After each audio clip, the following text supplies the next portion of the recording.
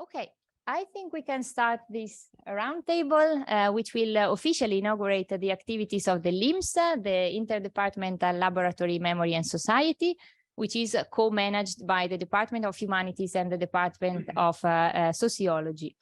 So good morning, everyone. Welcome, everyone. I'm glad to see so many of you here, both in the room and online. I am delighted and honored to have here both the rector of the University of Trento, Professor Flavio De Florian, and the director of the Department of Humanities, Marco Gozzi. So I would like to thank them for being here, and I will immediately give them the floor for their institutional greetings. Flavio De Florian. Good morning.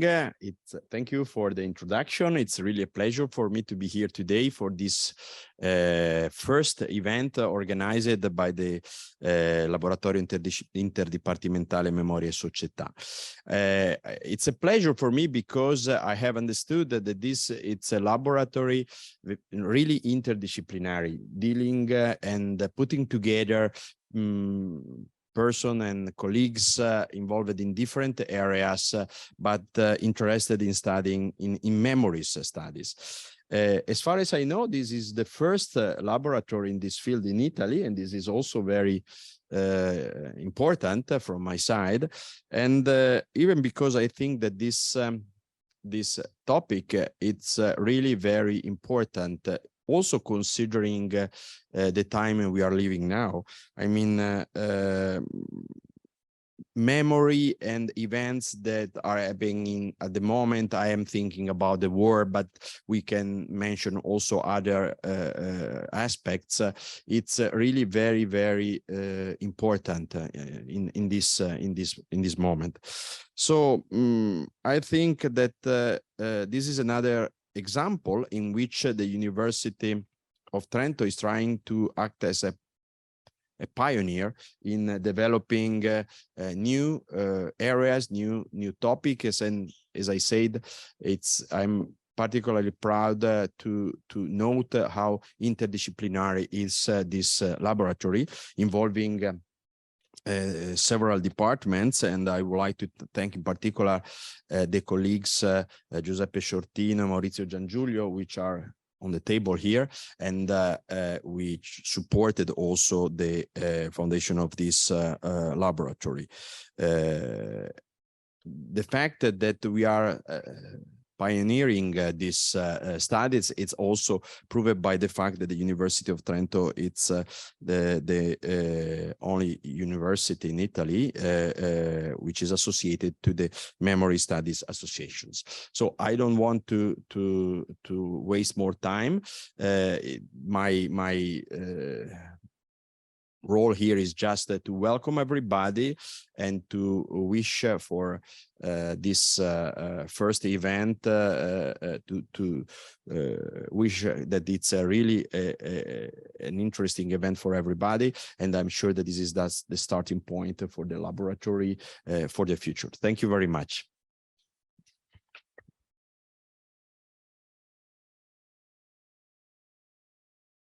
Marco Gozzi. Well, welcome to all. Thank you to be here. Only two words in Italian. Sono il direttore del Dipartimento di Lettere e Filosofia e sono lietissimo di questo evento. Il Dipartimento è ricco di iniziative. In questi anni sono stati fondati diversi laboratori. Noi lavoriamo molto con i laboratori cosiddetti leggeri, ma abbiamo anche laboratori che sono simili al mondo scientifico come quello di archeologia. E sono laboratori che effettivamente portano avanti la ricerca, riescono a creare sinergie, e sono molto lieto che questo laboratorio sia appunto assieme al Dipartimento di Sociologia, e un grazie anche al rettore perché è inserito appunto nel piano strategico di Ateneo. Quindi grazie a Maurizio, Giangiulio, Giuseppe e Sciortino, ma anche alla coordinatrice Giorgia Proietti e ad Andrea Cossu che stanno realizzando, e anche ad altri attori che vedete a questo tavolo, questo importante laboratorio appunto sulla memoria. Il Dipartimento di Lettere è ricco di settori disciplinari diversi, quindi abbiamo molti docenti che sono all'apice del loro ambito disciplinare, e quando si mettono insieme è una cosa molto buona, e quando dialogano anche con altri dipartimenti è ancora più buona. Questo tema della memoria è un tema che riunisce ovviamente tantissime ricerche che ci sono all'interno del dipartimento: la storia, la sociologia, l'antropologia, la psicologia, la letteratura, e sottolineiamo anche tutte le arti, tutto il discorso della creazione artistica come bene culturale, come sede della memoria dei popoli, delle nazioni e delle persone che abitano questo mondo. Quindi è un tema che veramente mette insieme tante competenze e che permette di dialogare al di fuori del dipartimento, e questa è una grande ricchezza. Quindi grazie a chi ha inventato questo laboratorio, e buon lavoro e buona giornata.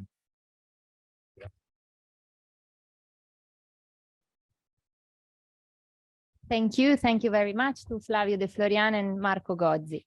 Now just a few words from me as a co-coordinator of the LIMS together with Andrea Cossu. Just a few words on the LIMS itself and what's behind the establishment of an interdepartmental laboratory dedicated to memory and society. The study of memory is booming in the humanities and social sciences.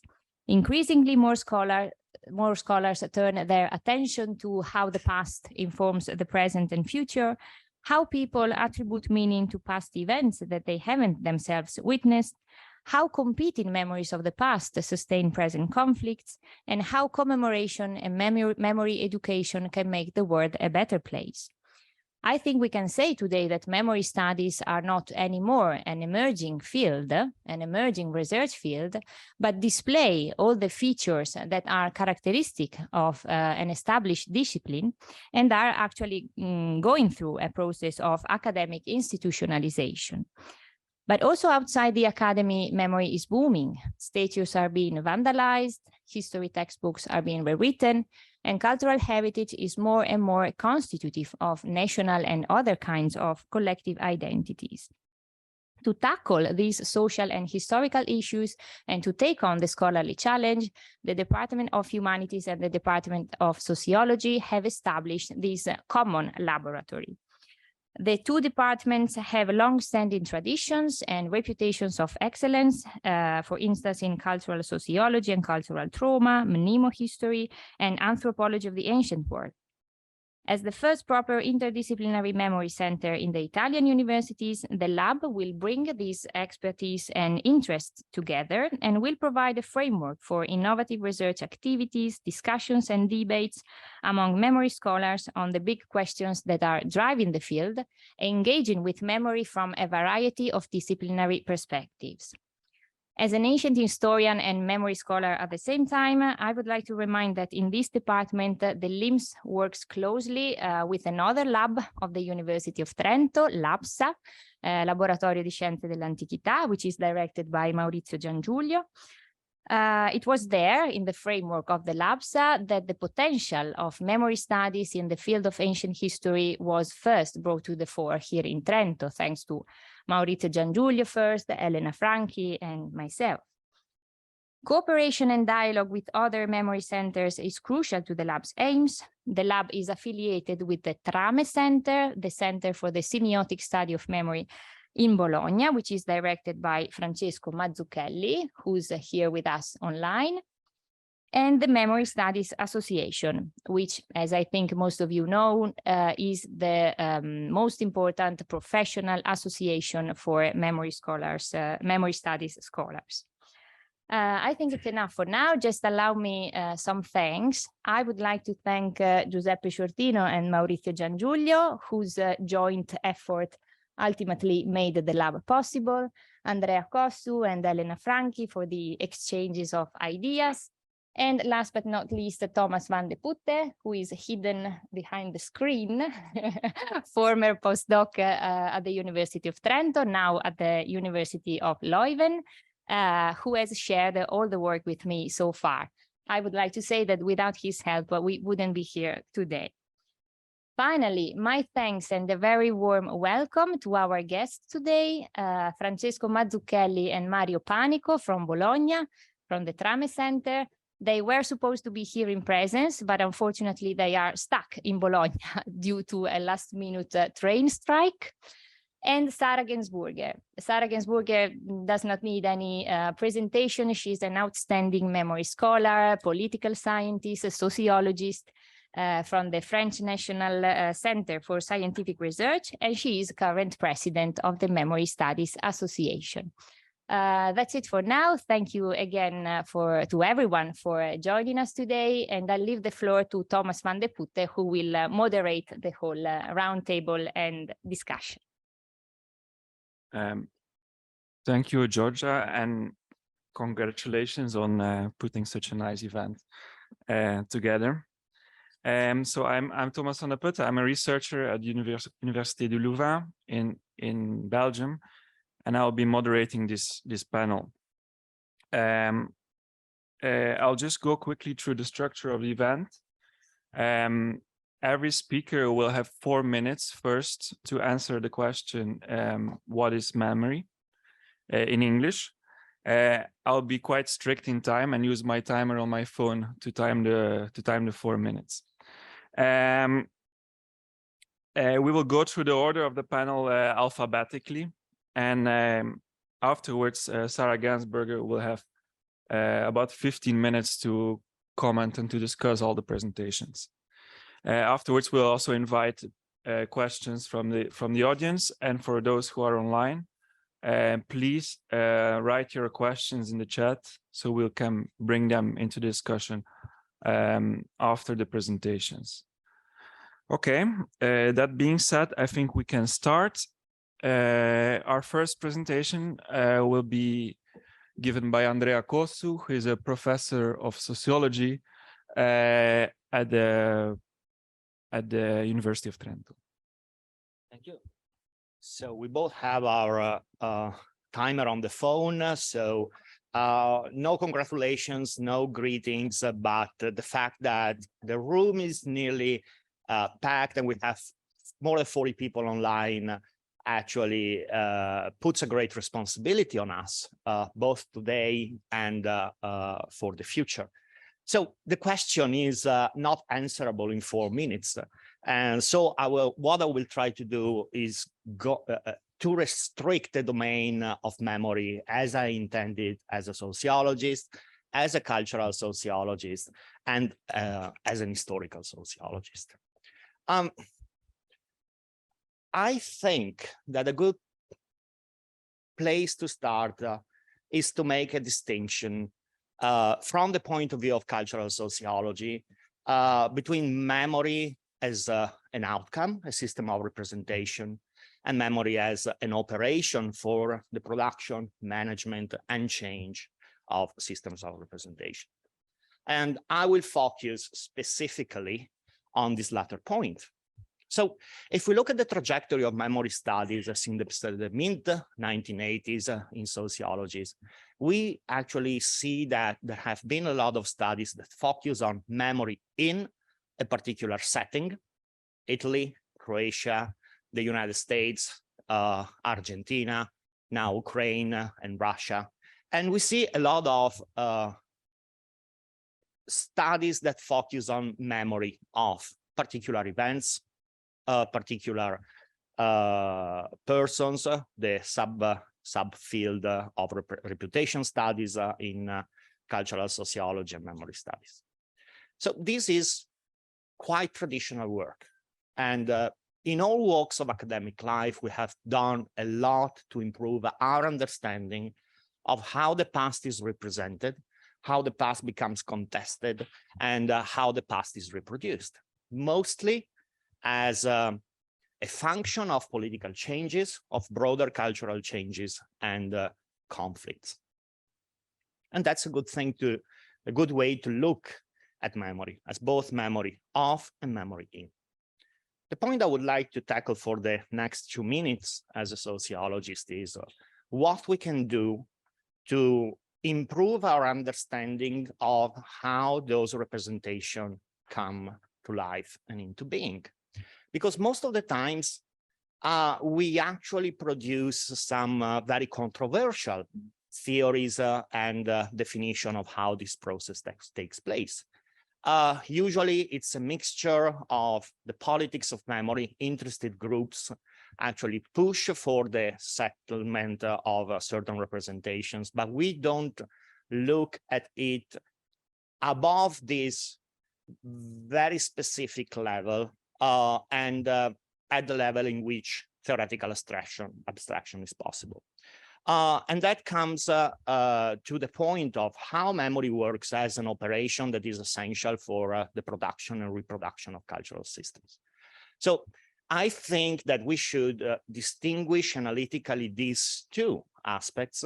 And I have to say, as a memory scholar, that I'm not really interested anymore in memory as a system of representation, but I'm becoming more and more interested in memory as an operation for the reproduction of cultural systems. So for me, this is the very synthetic answer to the question, what is memory? Memory is in large part an operation. And if it is an operation, then it involves two tasks. One is the description of what we intend by cultural system as a form of cultural memory.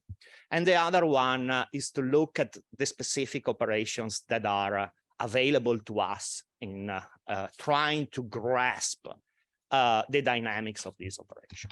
And I ended with a quite controversial statement, because we are not really dealing with memory alone here, but we are dealing with a two-sided coin in which remembering is one part, but the other, which is much more exciting and I think much more important from the sociological point of view, is what we forget.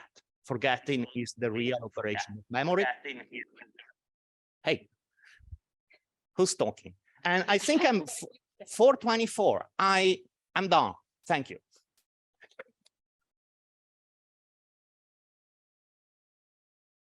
Thank you very much, Andrea. Okay. Our next speaker is Elena Franchi. She's a professor in history, also at the University of Trento. Thank you. You, Aeschines, you invented the ancient sacred war of Crisa. This war was never actually fought. We are in a courtroom in 4th century Athens, and Demosthenes accuses Aeschines of inventing a sacred war fought in a place called Crisa in central Greece 2 centuries earlier. He accuses him of constructing a plausible memory of that war. In that court, establishing whether that war is real or invented is not a scholarly question. It is a question of establishing responsibility for the very serious recent defeat at Chaeronea, where the Macedonians defeated the Greeks. For from that ancient sacred war, a chain of events would start that would lead the Greeks to ruin, to the end of their freedom. And so in the presence of the Athenians, the two orators struggle hard to convince their audience that the memory of the ancient sacred war of Crisa is either true, Aeschines, or false, Demosthenes. And the latter claims that Aeschines makes it seem true because it makes it seem plausible. So now I will try to answer to this question: what makes historical memory plausible in that context? I have very few minutes, so I will proceed by keywords: plausibility technique, reality effect, cultural frameworks, mediatic frameworks, tolerance of ambiguity. The first 4, to the relief of you, I will take out straight away. The techniques the ancient Greeks used to render historical memory plausible vary depending on the medium, the mediatic frameworks. Are we in a courtroom, or in a sanctuary, or in a borderland negotiating where my land begins and yours ends? For reasons of time, I choose the court today. Here, the most common techniques are the cumulative quotation of documents, even fake ones, as long as they are believed to be true, to achieve a reality effect, an omniscient attitude toward the audience, and above all, drawing on elements that make up the cultural frameworks of the audience. In other words, the speaker cannot construct plausibility without taking into account what might seem plausible to his audience. Plausibility arises at the crossroads between the speaker and the audience. That implies that to construct plausibility, rhetorical and literary techniques are not enough. The Athenians and the Greeks would not have been willing to believe Aeschines if these three conditions had not occurred. First, if they had not known oral stories of violence that occurred near Crisa in the 6th century. Second, if there had been no historical context that had favored the belief in the plausibility of these stories. And third, if there had been no ancient ruins that could appear to be the outcome of destruction following a war. In short, plausibility is generated at the crossroads of literary techniques, the cultural and social frameworks of emitters and receivers. We might add the mediatic frameworks and the ever-changing needs of the present that interrogates the past. This brings me to my last point. Does this truth admit ambiguity? Is there a tolerance for ambiguity? Again, it depends on the medium. In certain contexts, yes. And in those cases, several, even conflicting memories of the same event could have a cumulative sense-making effect. In courts, no. It is necessary to know whether the news about that war is true or not. For if it is true, the end of the freedom of the Greeks is due to Demosthenes. If it is false, to Aeschines. To that extent, a memory can be decisive. Thank you.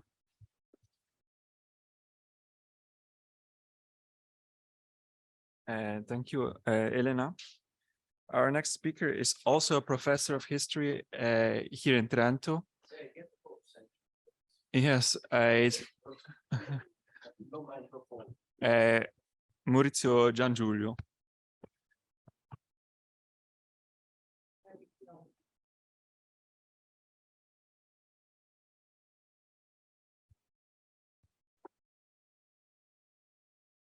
Thanks. Well, the title of my turbo talk is Social Memory in History. Well, let's say that we can safely take for granted that social memory responds to the interplay of various social groups within a given social and cultural context, and to the continuously changing needs of the present. As a consequence, social memory is in a constant flux. It undergoes complex processes of reshaping and in turn reconfigures the past, to say the least. It may be important to note, however, that such a notion of social memory has been rejected by critics of postmodernism and cultural turn. What's more, in many countries, public discourse tends to put aside such a notion of memory. Nor academic historians and public intellectuals are lacking, especially in Italy, who underline how the so-called presentism allegedly inherent to memory studies undermines our consciousness of the past. As it appears, memory as construed in the Alvaxian tradition is perceived as a source of distortions and inventions threatening any understanding of the past. One should note that, paradoxically enough, criticism of the neglect of history implied by the presentism of memory studies goes hand in hand with appreciation of public commemoration days or rhetorical invitation by public intellectuals and politicians to make memory, fare memoria, as is usually said in Italy, to relevant cases in which public memory very often gets in the way of history, I mean of critical historical research about the object of commemorations. Now, today it must be underlined that there are no reasons at all why we should make any place to the very old-fashioned idea of memory as a reflection of the sheer facts of the past. Our task instead is to show that there is no in my opinion, unbridgeable divide between history and memory as a process of restructuring and patterning of the past, and that such a notion of social memory is by no means incompatible with the analytical and cognitive aspirations to understand the past usually ascribed to scientific historical knowledge. It wouldn't be advisable, however, to bridge such a divide by identifying social memory and history as one and the same thing, nor makes sense, in my view, to free ourselves from memory by making history a fictitious narrative which doesn't presupposes any mnemonic process. We should foster instead history of memory. Many issues and different types of evidence can be fruitfully investigated in this perspective. This is no news at all. Think, for example, of the written record of past societies, works of art and monuments, spaces and landscapes, lieux de mémoire, traditions and identities. Investigating these and other ways of embodying and projecting social memory may bring to light not only the dynamics of memory of and within societies, which is in itself a historical phenomenon in a way, but also crucial aspects of the historical processes involved. By doing that, by making history of memory, I mean, we make both a history that distances itself from positivist tradition and assumes a meaning of memory that is at odds with public discourse and received ideas. This does not exclude, of course, that the study of deformation and reconfiguration of social memory can shed light on specific aspects of past history. This would be another reason for assuming that placing memory at the center of history, in a sense, means making history in a different way, not making false history. Thank you.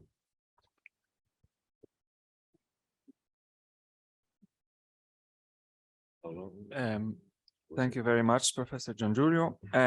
Now we move to some participants online from the University of Bologna who were meant to be here but didn't manage to get here because of a railway strike.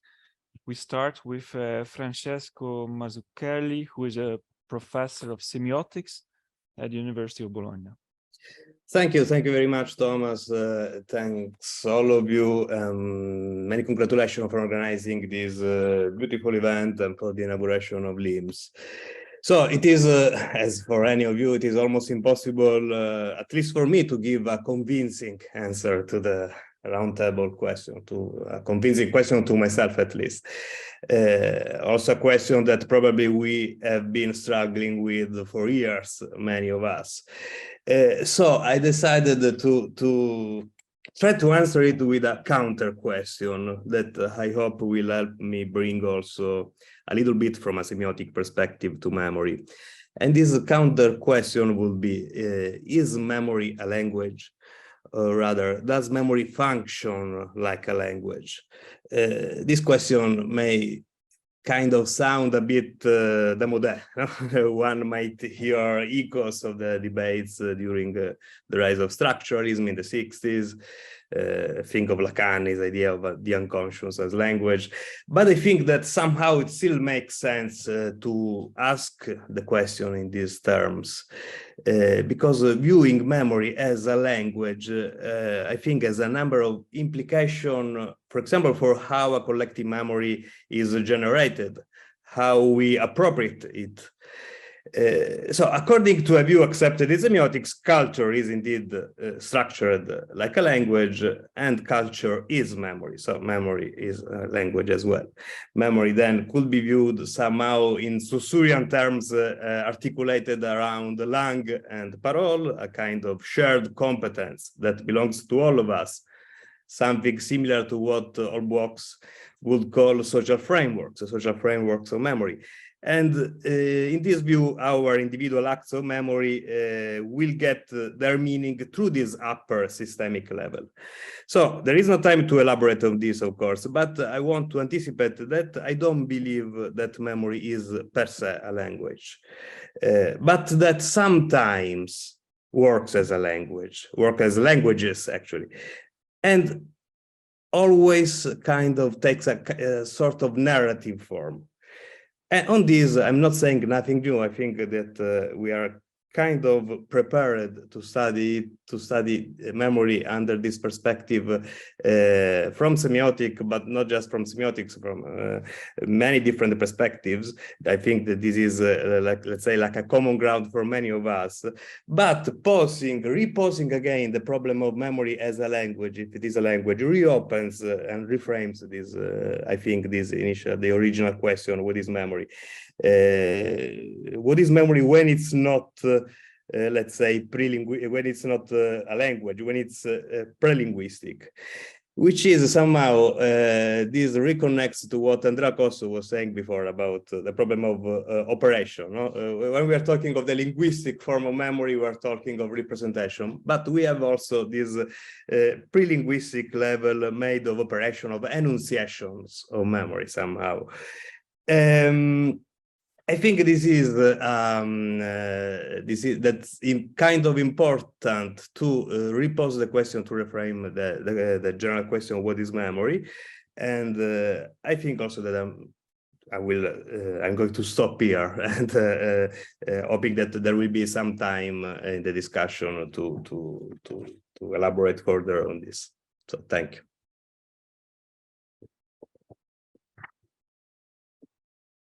Thank you, Francesco. Our next speaker is Mario Panico, who is a researcher at the University of Amsterdam, I believe, since this month. Yes. You have the floor, Mario. Thank you, Thomas. Thank you all for inviting me. Yes, in the 4 minutes I will add a piece to what Francesco Mazzucchelli just said, because as in his case, my interest in memory stems from a semiotic perspective. The central issue I want to point out is that memory, from my perspective, or at least the kind of semiotics I work with, which is based on Yuri Lotman and Umberto Eco's cultural theory, is not so much an internal human cognitive function, but an externalized phenomenon, and has to do with values and valorization of past events. Memory, indeed, for semiotics, is what is textualized in artifacts that mediate between the event of the past, what happened, and the meaning that a group or a single person give to it. And by textuality, I mean any kind of thing without any exclusion relating to the dimension, formal quality, or collective popularity. In this sense, a to-do list, or a documentary, a monument, or a museum can be understood as memory text. Memory can be traced. If memory can be traced in text, semiotics enable us to study this phenomenon mainly through two different kind of analytical and relational approaches. For what concerns the first one, this approach investigates how specific narrativity is realized within texts and how they help to consolidate the meaning of the represented past, looking, for instance, at how particular values and subjectivities are entrusted in texts and made credible and relevant for a group, how they contribute to imaginaries and beliefs about what happened, about the event in the past. It is important to state that semiotics is not so much interested in what is true or false about memory and remembering, but how specific events have taken on value for some people, becoming memorable, worth being remembered, and then memorialized after an operation of selection and meaning filtering. Let us consider a monument, a text on memory par excellence. A semiotician can study what memory is for a nation or a group by questioning the semantics and the pragmatics of the space like this, paying attention to the stratified political and ideological implications that are behind the process of textualization, which obviously always involves something being narcotized, forgotten, and something else magnified. With regard to the second approach, the relational one, which functions at both synchronic and diachronic level, it takes for granted that each single text is always embedded in a global and local network, where other texts are floating alongside it. Here I refer to what Umberto Eco called the encyclopedia, metaphorical space where all information is contained and which is by definition a contradiction. Therefore, what we call memory is not a stable phenomenon, of course, but always a polyphonic and conflictor process. Memory, or better, memories, I might say, are not all sometimes something that are frozen in text. Rather, they are diachronically modified through interpretative practices, which may be different in each historical moment and which redefine what has been considered, again, memorable. In this sense, memory texts are not just static and immutable recording, hence they are always revisable and retranslatable. This is why for semiotics, memory is a battlefield of meaning that need to be deconstructed, however naive or simple the text may seem. Thank you.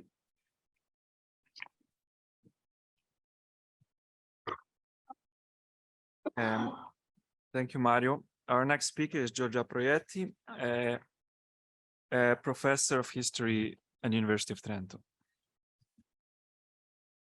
No worries. Okay, so to me, I will put it sharply, almost provocatively. Memory is the field of an encounter, the encounter between past and present, and as such, an ingredient of history. Memory has been conceived as antinomic to history ever since the establishment of history as a scientific discipline in the 19th century. As the realm of subjectivity, incompleteness, and distortion, memory has been long conceived as opposed to history. The latter meant instead as a critical, objective, faithful reconstruction of the past. Accordingly, historiography was considered as the only possible medium of history. Starting from the 70s and 80s, several research trends which developed in different fields gradually resulted in a reassessment of the heuristic value of memory.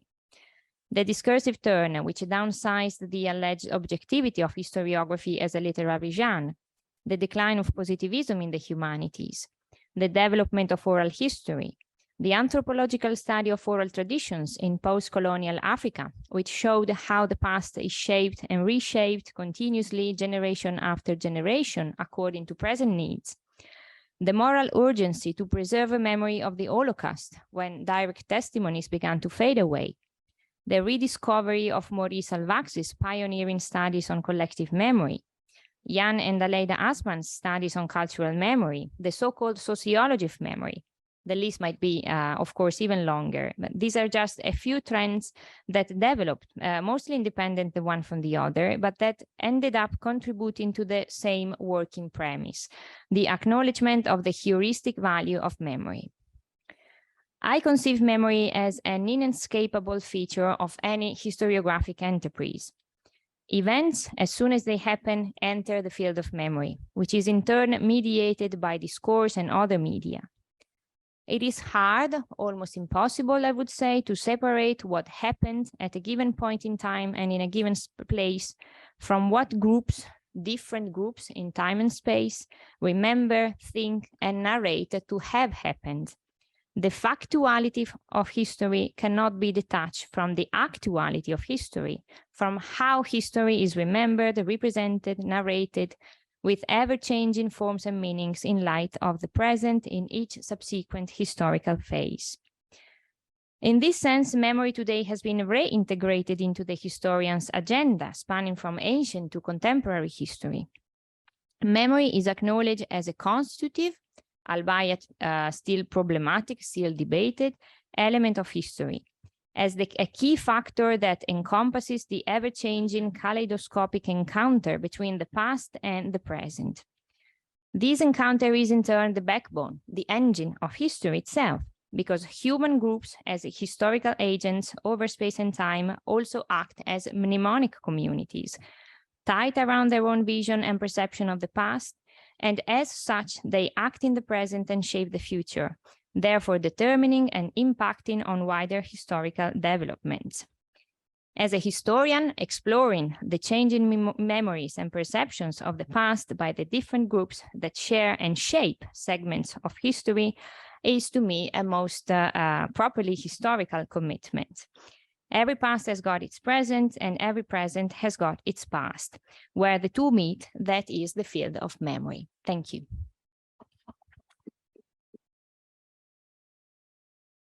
Thank you, Giorgia. And now we move on to Professor Giuseppe Sciortino, Professor of Sociology at the University of Trento, also head of the Department of Sociology and Social Research. Thanks a lot. Well, the question which has been posed is, of course, deceivingly simple, because if we propose any kind of broader definition of memory, it ends up to be basically culture. Or if we propose a much more specific definition of memory, it ends up to being forensic, rather boring questions. The problem is how to find something in between which still capture what I would be interested in. And so my idea, which I took very seriously to answer what is memory, is basically that memory is basically a recollection of alleged or true, it doesn't matter for me, past events in the present as a way to advance a claim for the future, more or less. In this sense, we can clearly distinguish it from history by the fact that this kind of recollection in the present are presented as personal, as meaningful, and as emotional. And consequently, force whoever wants to issue a counterclaim to be equally emotional and equally existential. In other words, I suggest, or I think that memory is inevitably a present, pragmatic, and selective phenomenon, which is highly contingent, inevitably, on performance and audience. The audience must be somewhat validating the idea that what you are claiming and the kind of events that you are using as a rationale for your claim have actually happened, as my colleague remembered, but also that they are actually consistent with your claim and somehow entitle you to a moral superiority over opposite or different position. And having still 2 minutes, I would like that this is a definition which I found persuasive. Well, I actually worked it out yesterday night, so I'm not sure, but still, except that it's not completely persuasive, because this morning at breakfast, I was trying to find a counterexample. And the counterexample is that sometimes this memory, I mean, it looks very much manipulative, and there is some kind of actor which uses its own memory, but actually memory also kidnaps us. Kidnap our social life, kidnap our own identities. And very often memories are very reluctant to be modified, and they're robust and they impose ourselves. So this definition missed something, which maybe with the working on the lab, I can find out, which is the fact that, okay, we try to recollect events in order to advance claim in the present, but we are not completely free to do it in circumstances of our own choosing, as Marx would have said. And this morning, at breakfast came out that actually the best example of what I mean is a short story by William Gibson, the wunderkid of science fiction in the 90s, which I'm sure anybody of you has read, The Greensback Continuum, in which there is this photographer who's sent to California to make pictures of mid-century modern, the future which never was. All the other kind of highly modernist architecture will still survive as a trace in the environments. And doing so, photographing and focusing on them, it actually reawakened this future that never was, that becomes an alternative presence. It's science fiction after all. Okay, this is something, a way in which memory is actually imposed. It's not particularly happy or ended up in a nightmare of modernist 1950s, but this is what happens in, this is precisely what happens in many political and social conflict. Finished. Nearly perfectly on time, except that now I have to interrupt you. Exactly. Okay. Thank you. Thank you.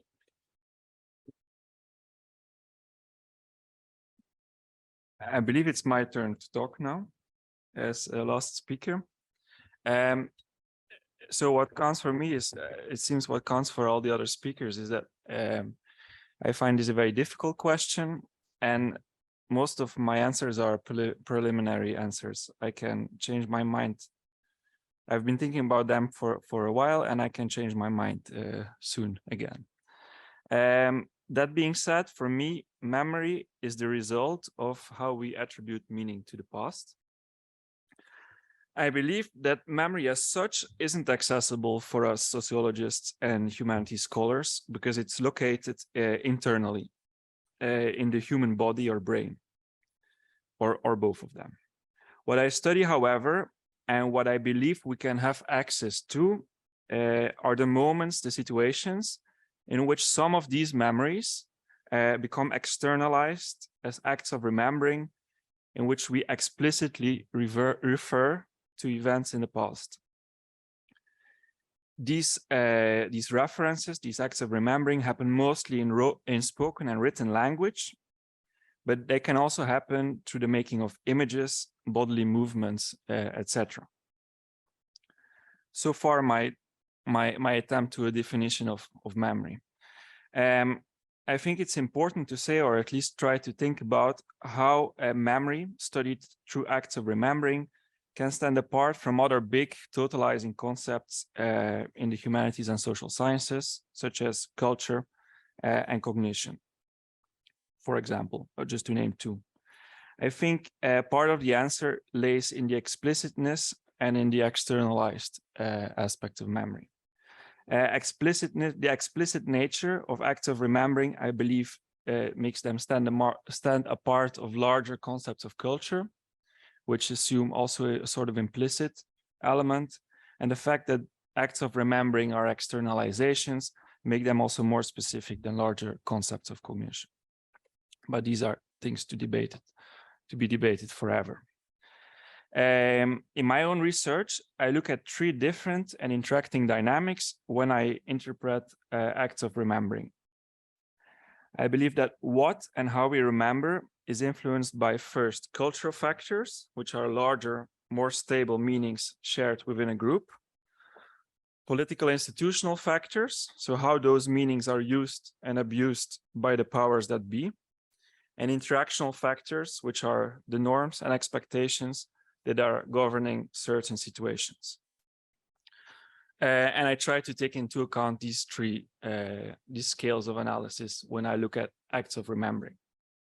Of course, there are also other factors that are playing an important role in this process: cognitive factors, other more psychological factors, probably also genetic factors, material factors, but I don't know absolutely anything about them, so I leave them aside in my own work. Thank you very much for your attention.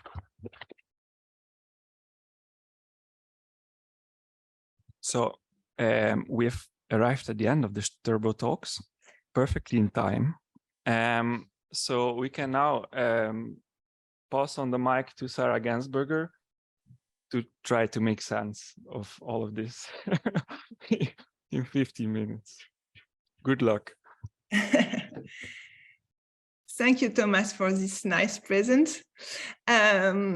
So since I have more time than all of you, I just want to take 1 minute to thank you everyone for having this meeting first and inviting me to try to discuss all these Turbo Talks. As a researcher, but also as president of the MSA. And I must say, we are very happy to be able to count on one more center here in Italy to be part of the research center network we are trying to build. So to meet the challenge I was asked to consider for today. So when I received the invitation, I thought and said to myself, would I have answered these questions the same way 15 years ago when I started working on memory and today? Because for full disclosure, I've been working on this issue for some time, and I don't know if I'm more able to answer the question in any case. But I think it's a good way to start, and I was pleased that Andrea started the same way, saying that he started working on memory with this kind of definition and where he is now. So before I come back to all the things you said, I just wanted to tackle that as an introduction. So when I started as a sociologist in France, memory was, and I will come back to that later, a tool for the historiography and a way for French historians to renew their practice and their relationship to the society as a whole. My conception of memory by then was to make it a topic for classical and mainstream sociology. So I will say that at first I was interested in the social frameworks of memory. So more as memory, not as a content, but more as a social process. So I started with that, an interest for the social framework of memories. And now, becoming more and more a political scientist, I would say that I'm more interested in the way memory became a social framework for today's societies. And it goes with what Maurizio referred to, the discrepancy we can have us as scholars in the way we define memory, but also the fact that memory is also a language, a category, a word that the society outside of our scholar area is using it in public discourses, in public ideas. And my interest now is, for me, memory as to understand how it became a common language, an everyday language in social relationship, power fights, etc. And in a way, I think in between these two ways I've been working myself as a researcher with memory, we have all the definition you spoke of today. So I will first start by saying that I agree with some of you who say that in a way, answering what is memory will be to build a counter question, try to answer what is forgetting, why we are not rather think about language. So a good way to answer, of course, to this question will be to try to say what is not memory, what is the difference, what are the counter concepts we can oppose to memory. The second way to do that, it's to consider memory as a substance, as a thing. So it will go to what Andrea says about the outcomes, about the languages, and all the things in a way we can describe, almost touch. So I think we all agree that we cannot consider anymore memory as only an outcomes. Okay, we do, but here in your lab and in the interdisciplinarity which it is built on, we don't have, and Thomas just referred to that at the end of his talk, we don't have anyone working on brain, neurology, even cognitive science, etc. So for us in social sciences, it is clear that memory cannot be considered only as a substance, but it's not clear to everyone, believe me, because I've been trying to work with these people for some years now. And I think it's important not to decline the fact of thinking of memory as a substance totally, because we need to be in dialogue with these people, not because we want to, but because also we have some stakes to take into account, the fact that they also have a social and a political visibility, and that if we want in a way to participate also in the public dialogue around the issues of memory, like about the way they consider epigenetic, trauma, etc., all these fields where only and almost only the voices of neuroscientists are heard. I think it's important to try not to get totally rid of a definition of memory as a substance, as a thing. The second way we can consider memory is an ability. And this, I was surprised that almost none of you consider this kind of definition. something that people are able to do. We are able to remember. It's a capacity. It's something that mostly the psychologists are interested in. So depending on our capacity, we will be very good with short-term, long-term memory, with episodic memory, semantic memory, etc. I think it's something that we should work on in the future, because it's often considered that the relationship to the past is equally shared in society, because we have this idea that memory is a universal, emancipatory dimension. But what is it about the social inequalities in the very ability we have to think about time? We have to consider time. And we know, because a lot of people have been working on time as a social construct, that it is not equally shared.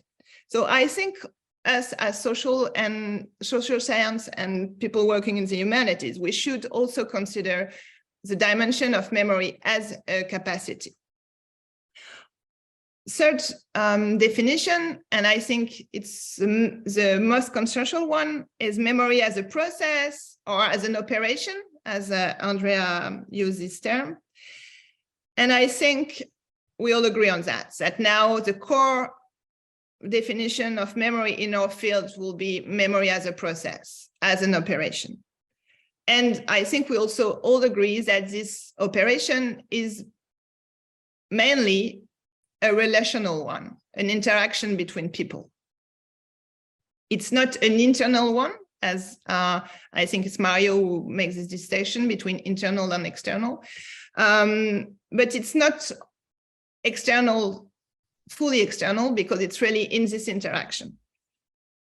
But when we consider memory as a process, in which way is different from learning, from the process of culture, of language, etc. You all raised all this issue. The fourth definition we could consider is memory as an heuristic tool, not as something, but simply as something we use us as researchers to work and to think. Here, it's what I said in my introduction. It's what, for example, Pierre Nora and all the French history of memory has been doing, considering memory not as something, not as even not as a field of research, but more as a way to rethink their own practice as historian.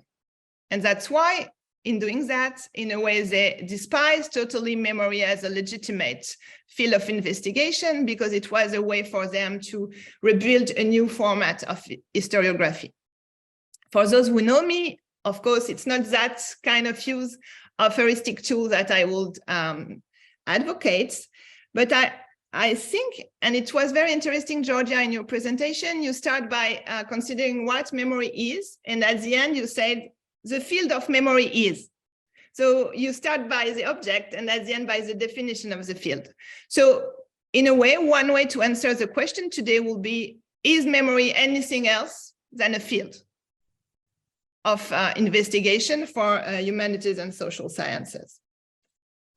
And again, if it is it different from cultural studies, from political studies, from semiotic? What do we need really this field? And why do we need it? The last definition I would suggest, based on your talk today, is the one of a social categorization. It's what you said, Maurizio, when you really pointed at the fact that now it's also something that the public discourse are using more and more as a term. And here the question is different, because it will become the way to understand how and why people interact, fight, gather, etc., around the term of memory. And we go back there to the issue of language, how memory became part of political language today. That's why, I don't know, I'm raising the question for the discussion.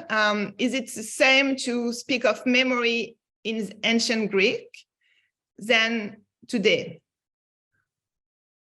When you consider memory as this kind of categorization, obviously you raise different issue. And it's also a way to understand why in partly contemporary societies could be defined as societies of memory. So all of this definition, which I think you all tackled in different ways, in fact lead us to a new question, not what is memory, but why memory? Why do we decide to work around memory, and why it is a claim for the present? So here Andrea, I was really interested in the way you define the operation of the reproduction of the cultural system. But I wondered if it was an operation as any other one. Is there a hierarchy between the operation? Does memory have the same status than other ones? So this would be, for example, one way to try to answer to this question, why memory, and not only what is memory? And Elena, in your presentation, you raised the issue of justice and truth in relation to memory. And it's very paradoxical because today we all agree, I think, and your Turbo Talks illustrated it, that memory is always a reconstruction. So it's always different from the truth. But it's something that in our societies, we really rely in promoving moral truth, moral values. So how can we deal with this paradox here? So I would really think that we need to not only from a scientific perspective, but from an ontological one, really address this issue of why memory and not something else, as culture, for example. And the second question you also all tackled in your presentation is the issue of how do we work on, once we try to define memory, how do we work on memory? And I don't know if we all agree about that. I think for some of you, it's more a theoretical question. And for others, it's more an empirical one. So in the how, you will have this differentiation. Is it a conceptual and theoretical discussion, or do we have empirical consequences to that? And of course, when we speak about that, at which scale and through which tool, which perspective, which scale of observation, we as scholars are going to address all this kind of definition of memory we heard today. So I think I will stop there and leave the discussion open, hoping to have raised some useful dimension for it.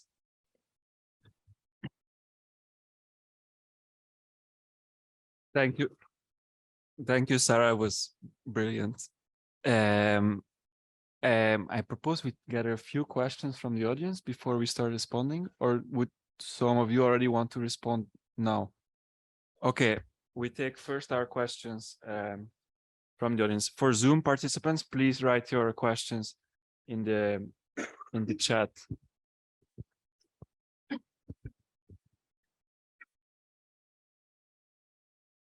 We will break the ice with a question from the Zoom chat. It is for you, Thomas. Should I read it out? Yeah. So this question is for me. It comes to mind following up your talk that the act of remembering may appear significantly in fragments, in written form or in art. Memory would thus stand out as a narrative of ruins, perhaps even more important than a neat narrative of circumstances and events. I agree. I would like to hear your thoughts about this. I agree. So for Sarah, following up your question, why memory? Memory helps transition. It helps to meet the conditions, individual and collective, to deal with what is new.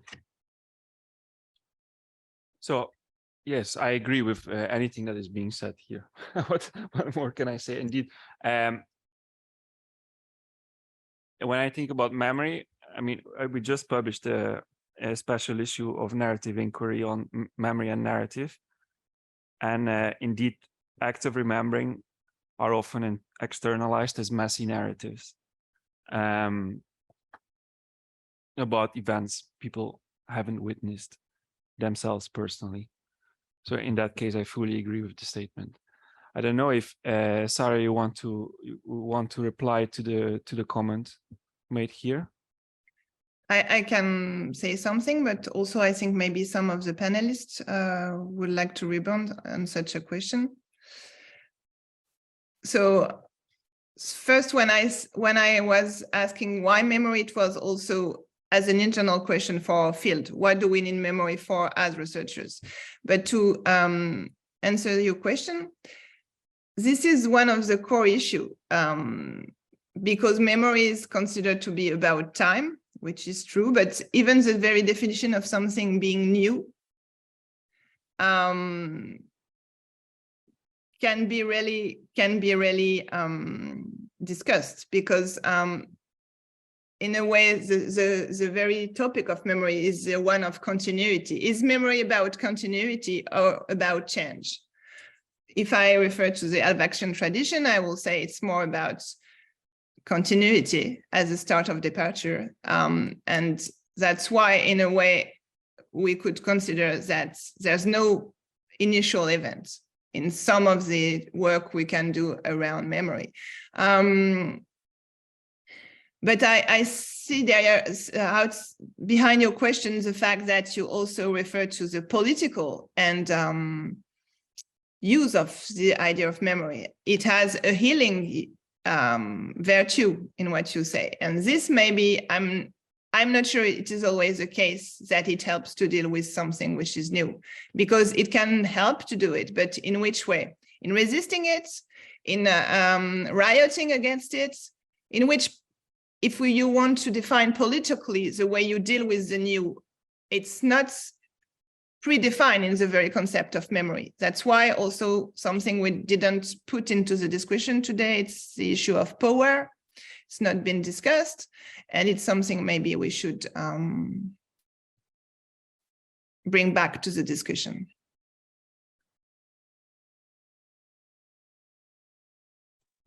Thank you.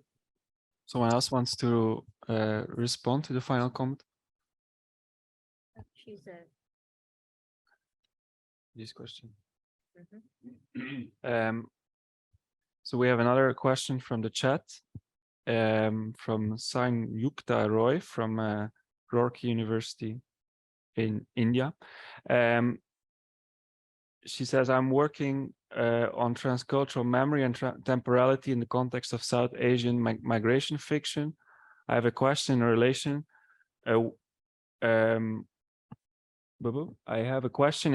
with narratology as a mediation process of representing memory. Memory, when considered as images and icons being remembered, encoded, and represented, mediated through literary narratives, be it oral storytelling, art, music, painting, or literature, fiction or non-fiction. Does it get deviated or rather find new and evolved version through these representations? Thank you very much. Who would like to pick up this question? And there's literature, which is not me. I think what we are missing here in this panel is a literary scholar, generally.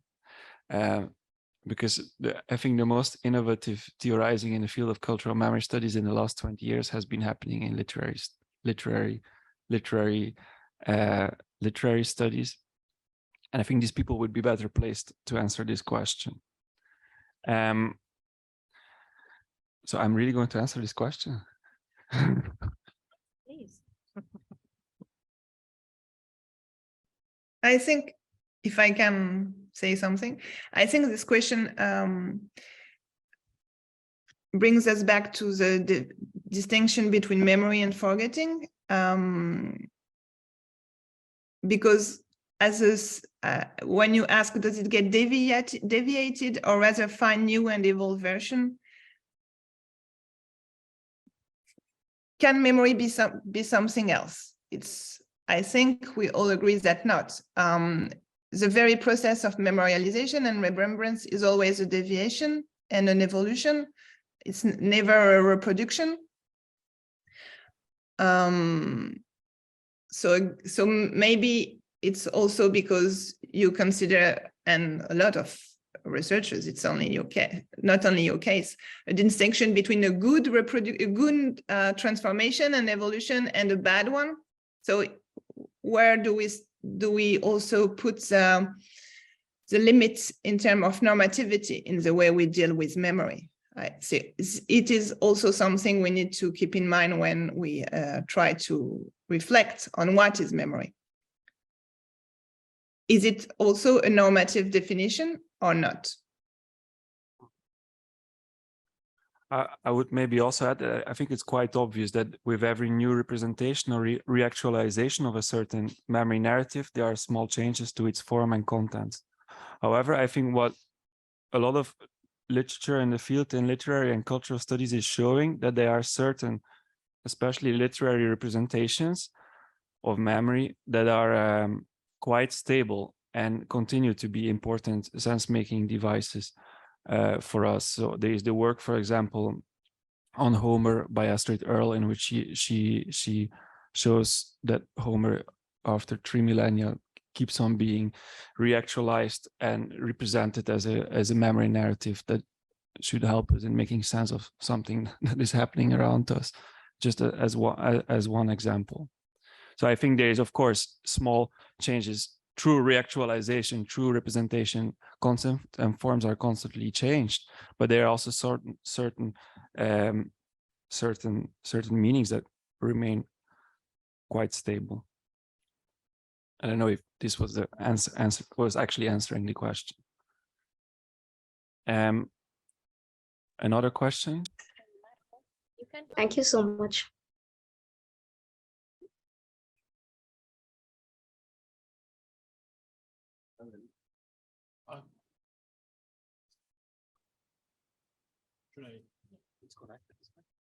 Yeah.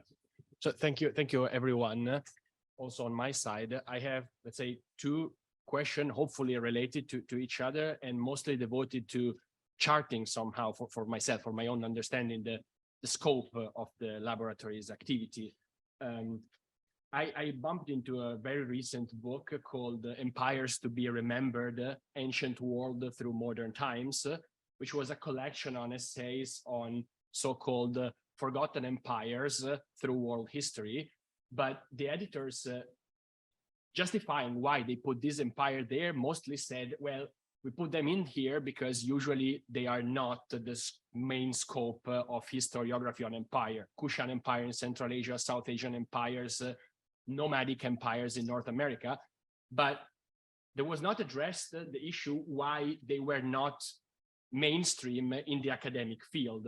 And so I'm wondering if part of the activity of the laboratory, and I mean, I apologize for my historical educational bias, so to say, could also be related to the historiography of scholarly memory in a way. So why and how certain topics, for example, this or that empire, fed into scholarly research.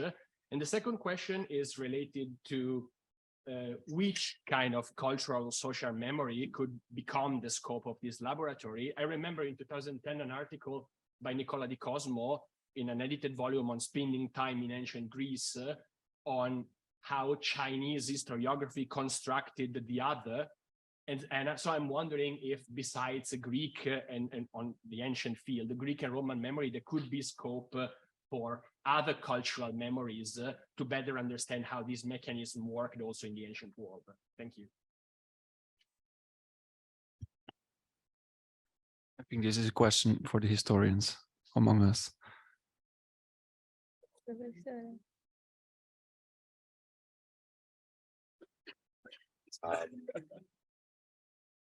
Put it briefly,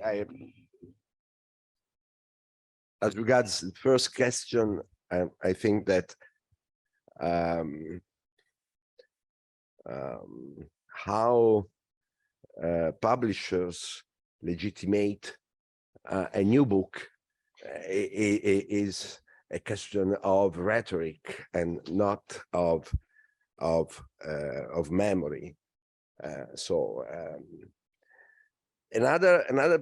different problem is why almost nobody studied the Kushan Empire.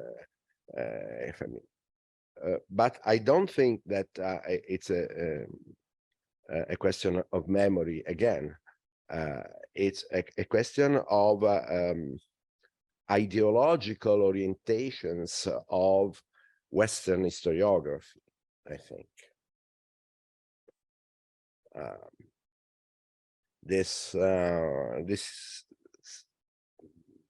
situation has nothing to do with how and whether the Kushan Empire has been remembered through centuries in the Western world. It's an ideological and historiographical problem. The second point you made is an interesting one, I think. It would be very interesting to, from my point of view, to shed light, to try to shed light on cultural memories of other non-Western great cultures. But of course, it's extremely difficult to do that and to do that here. But if somebody from India or from China would be invited here to speak about this topic, I think it would be great. So.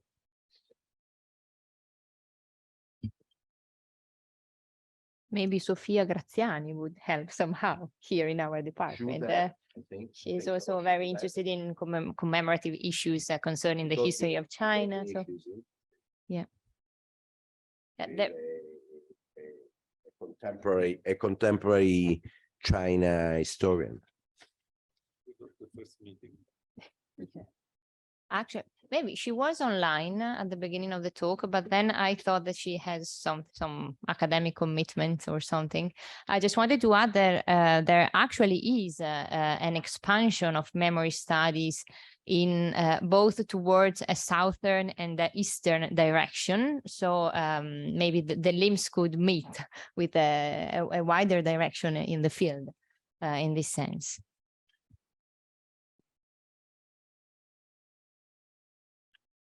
Any other question or comments, ideas? Yes, you can come here.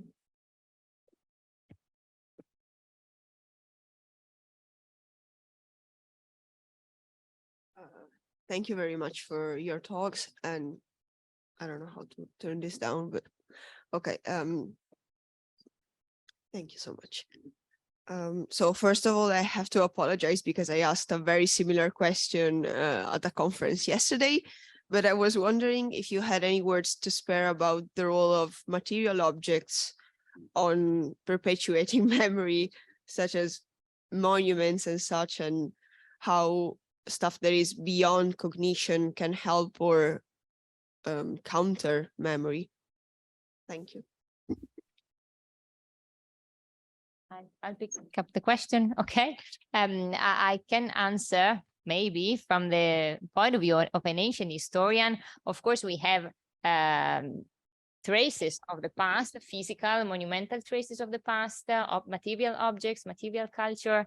And of course, it is a great part. It constitutes a great part of our scholarly commitment, of our research activities. One recent direction is in the field of ancient history is to consider monuments, objects, and physical traces of the past related to the ancient world as traces of not of the events themselves that they refer to, but of the way the events they refer to, the way the events are commemorated, are semantized, are given meaning. So in this sense, all the tools provided by the field of memory studies are very important for us to give a new meaning to monuments and material culture, not as trace of the past as it happened, but of the past as it was thought to have happened. I would also like to extend this question to our friends from Bologna. When you speak about memory as text, to what extent is this text also material? And if so, what role does materiality play there?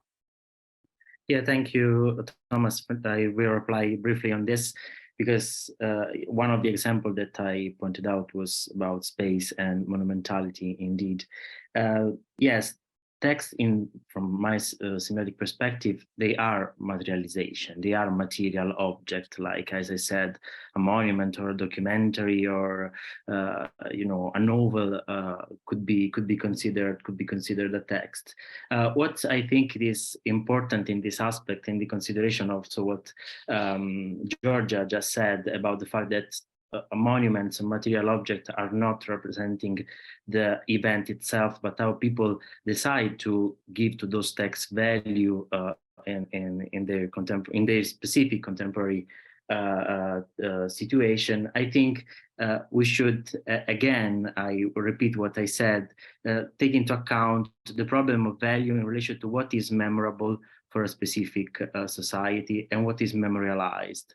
Memorable is more related to the fact that there are virtual events that can be considered memorializable, like because depend according to the perspective of the subject, and then at a certain point, a specific group decide to give value to that kind of event and transform what they think in what is memorialized, in what is material. No, and one of the main important aspect, I think, also in relation to monument, and I worked a bit on fascist monument and the legacy of the fascist material culture in our contemporary Italian cities, is that we should consider the practice of resemantization of this kind of object, and always in comparison, considering what has been memorialized by fascist architecture, or why at a certain point Mussolini or the fascist culture decide to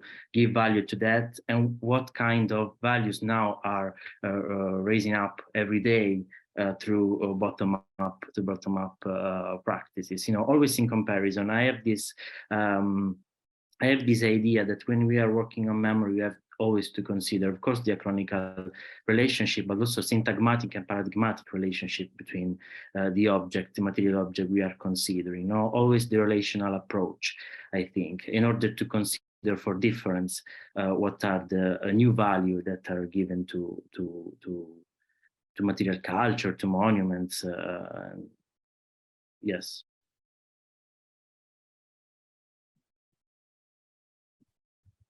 Yep. I mean, I heard your question yesterday, and my answer would be the very similar one as yesterday's speaker.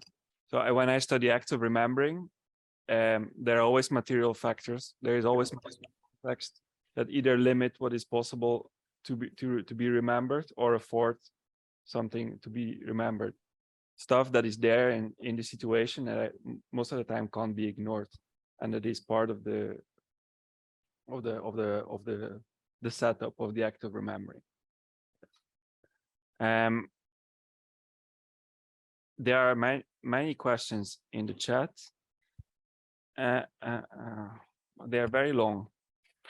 This is just a comment. Maybe, there is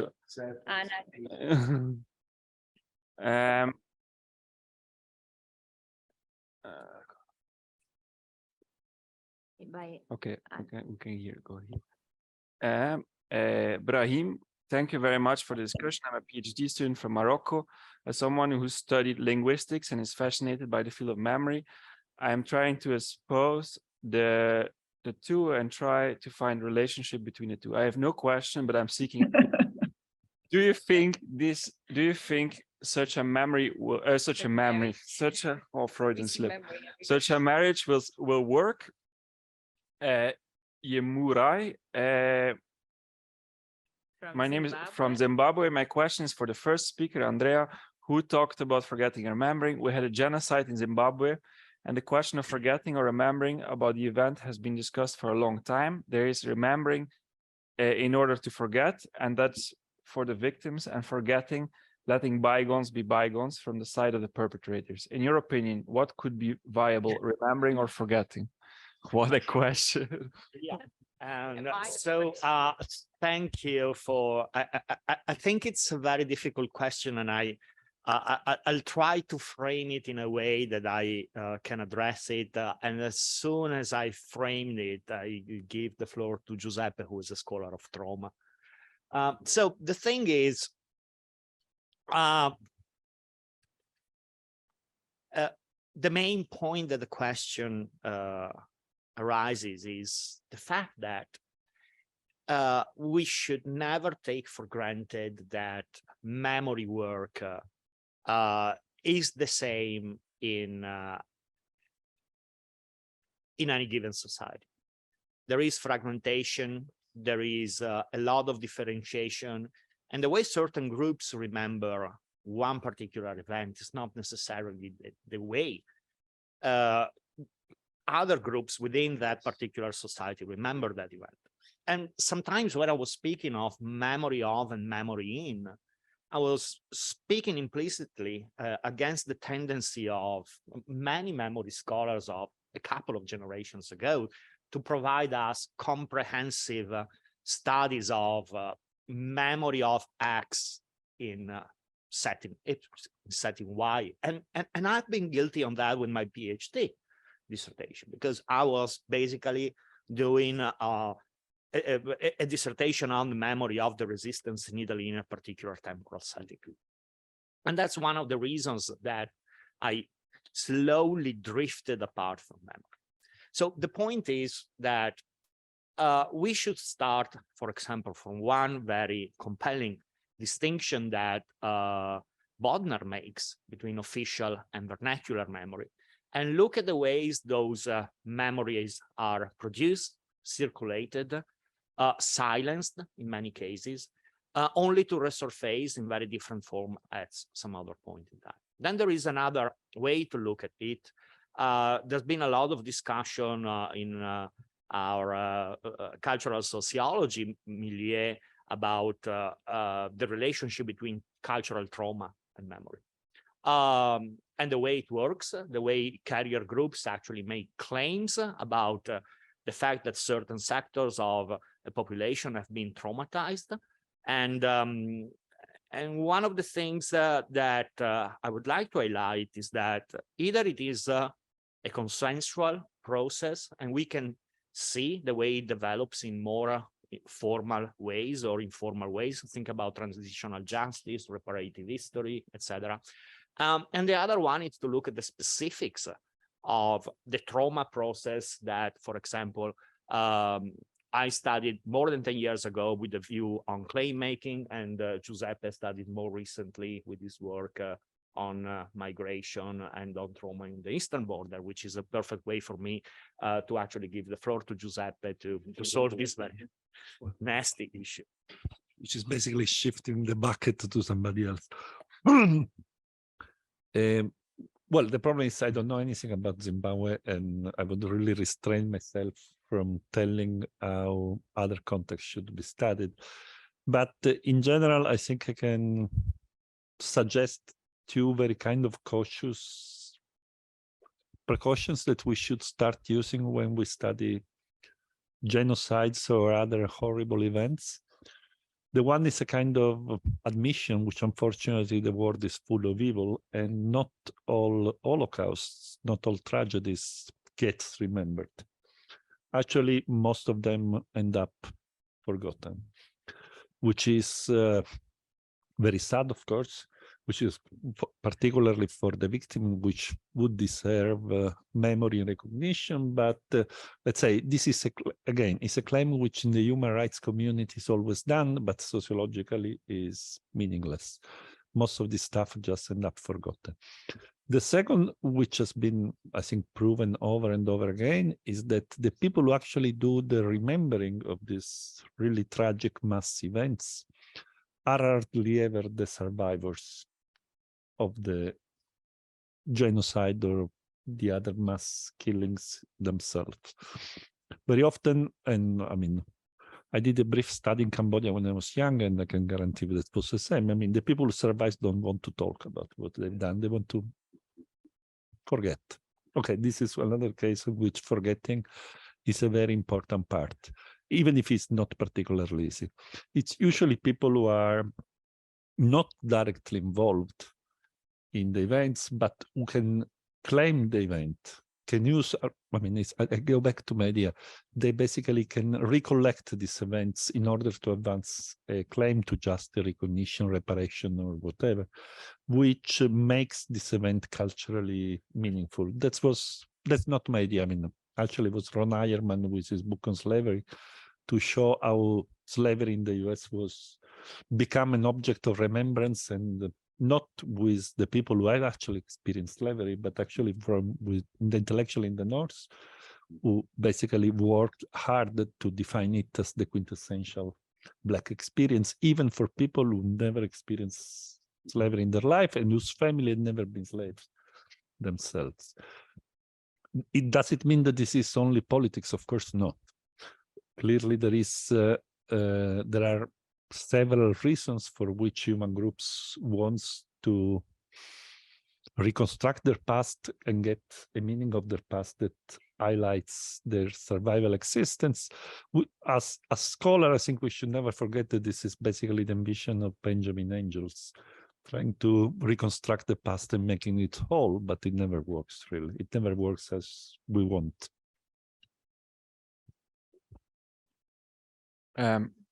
Maybe, Sarah, do you want to intervene still? I think you could say some interesting things here, if you want. I don't know if I can add a lot to what has just been said. Maybe just to insist on the fact that one of the important issues to link with memory, at least today, is the one of justice. Because of course, the issue of remembering genocide, mass violence, or any kind of violence, even we have this discussion now for sexual violence, is in relation to the issue of justice. At least as soon as you move from an individual scale to a collective one. Of course, in terms of trauma at the individual level, there is this issue of telling one story and as a way to repair, but it's kind of different at the collective level. Even the category of victims can be also something double-sided for some groups, which can be like prisoners of this categorization and cannot become again some political and social agent in all their rights because they are trapped in this categorization of victim. So I think one of the important things is also the way testimonies, memories, remembrance is linked to this very important issue of claiming for justice. And it's, for example, very interesting when you study the Truth and Reconciliation Commissions, where in a way you have a space for everyone to tell one story, but at the end you don't have really justice. And where do you stand between the two? This is also something we need to keep in mind. Sure. Sarah and Giuseppe, I would like to have a follow-up because we have been going in the direction of very intentional choices, like the choice to remember through a Truth and Reconciliation Commission or Giuseppe's claim that people do not want to talk about it, which is a very intentional choice. But I was thinking when you were speaking about the way the memory of the pandemic will develop, which is, of course, a very widespread and in some cases traumatizing event. And one of the things that actually comes to mind is that many of us do not want to talk about it. Survivors, the relatives of victims, those who have been traumatized by a very experience of rupture. But there is another level in which memory works, and I would like, which hasn't come to the surface right now, which is the level of the body. You know, we might intentionally decide not to talk about one thing, but our acts, our perceptions, our body actually carry the memory of past events. I don't want to talk about the pandemic, but the way I act in the public space actually entails physical distancing, even though there is no need for physical distancing. And this is a very peculiar thing that probably actually gets closer to answering to one of Maddalena's claims. What about the material? There is nothing more material than the body, which is an individual site of memory, which is experience of past events that actually produces habits and routines, which is a very fundamental level of individual memory and intersubjective memory, and memory as it unfolds in interaction, for example.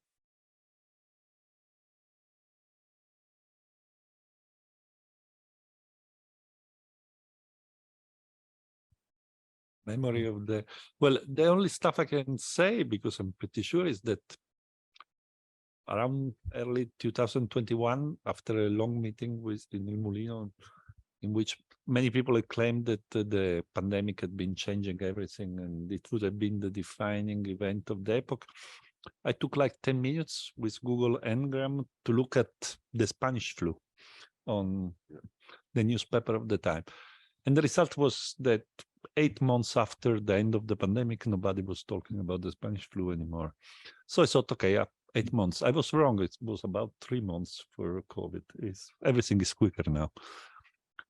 And it's not that we don't want to talk of the COVID. It's that there's just nothing to say. And the reason is very simple. Trauma works when there is a perpetrator. Viruses are not really good perpetrators because you cannot moralize about them. You can moralize about government, and people like Andrea, of course, would love to do it. But,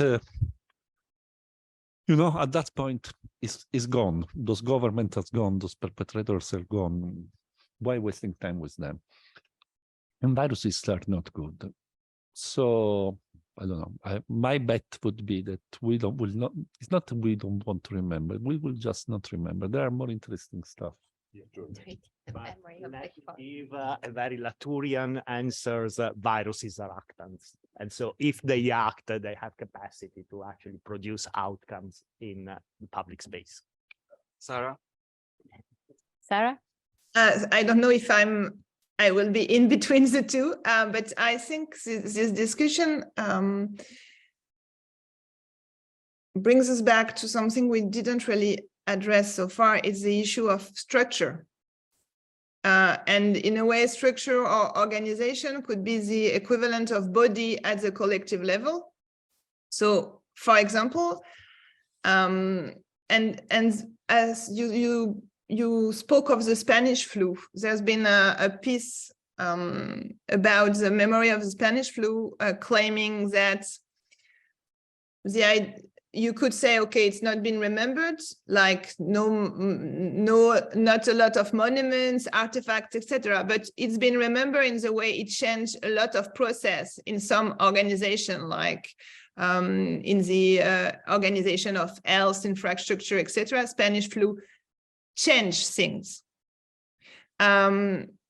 And this is also something we need to take into account. So you're right, Andrea, about the issue of body. That's why I said at the beginning that we cannot get rid as much as we often do of biology, cognitive science, neurosciences, etc., which we are in a very different epistemological view for sure, but it's something we need to enter in dialogue with. And at the level of society, this issue of structure, organization, and I will not say there's no perpetrators for COVID. I mean, it's linked to a structural organization of society, to power forces, etc. And this is something we also need us as memory scholars to look into, the way that memory is not only about events, it's also about structure. And so the example of the pandemic will be a good one, but a lot of other examples exist. That's also why I raised in my discussion the issue of social inequalities. Not only about the narrative which are forgotten and those who are not forgotten, but more structurally about the relationship between gender and memory, between low income and high income, between education and memory, especially if you think memory has a lot to do with culture. And we know how much the relation to culture is unequal. What do you do about that? How you tackle that? How you study that? How do you transform your conception of memory and also the moral expectations, the political expectations you have regarding memory, as long as you enter all this consideration into the picture? I don't know if it helps to the discussion, but this is my opinion. Can I add something about this? Can I speak? Can I add something to this? Can you hear me? Yes. Thank you, Sarah. Thanks for all the debate. It's very interesting, actually. No, I wanted just to say a bit about this last focus on structure. That actually I think very much that Sarah is right on this. When I was talking about asking if memory is a language, that's what I meant. I was recovering the structuralist sense of language as code, as structure. And so this, I think, is a direction we should follow. We should recover somehow, because it's something that's in the history of recent memory studies, and has been somehow abandoned because we have focused a lot on processuality, but forgetting that this processuality is the reenactment of social structures that are on our back, that are beyond us, and that are I mean, on which the research, more research should be done, I think. And this is just to answer, because I see in the between the question that some of you, Brahim, asked the question, if do you think such a marriage between language, linguistics, and memory would work? I surely believe that. So I encourage you to follow that direction. And another thing about two things, actually, if I can, very quickly. Sarah mentioned the memory as ability. Yes, you're right. I think very much that memory is an ability. Memory is also a technology. That's something that has not been mentioned. And you said very correctly, you asked, is memory today the same thing that was memory for the Greek? For the ancient Greek? No, it's not. Leroy-Gourhan put this in a very interesting way, emphasizing the fact that the memory is a technology, first of all, is an externalized technology that produces different conception, different understandings of memory. And the other thing is about materiality. I agree, and this reconnects me with what Thomas, for example, said about the fact that we don't have access to the internal representation of memory. I'm not an internalist, so I don't believe in internal representations of memory, but still we focus on external representation and on materiality of object, but still this materiality is semiotically formed. Is a semiotic subset, is not the matter. So again, is another text similar to other forms of sexuality. So again, for me, it's a matter of languages. Sorry for this small parenthesis, but I just wanted to explain better some points of my 4 minutes talk. Thank you. Thank you, Francesco, for your contribution to the debate. I think that we must leave it here because time is running out. I would like to thank you all for the discussion. I think it has been very fruitful, and this discussion has showed that the discussion could continue so that endlessly.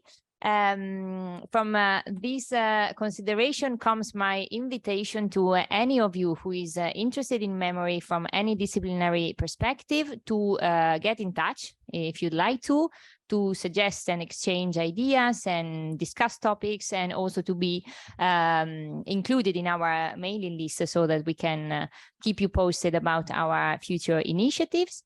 Concerning this, I would like to announce that 2 inaugural lectures, or official inaugural lectures of the LIMS, are scheduled in 2023.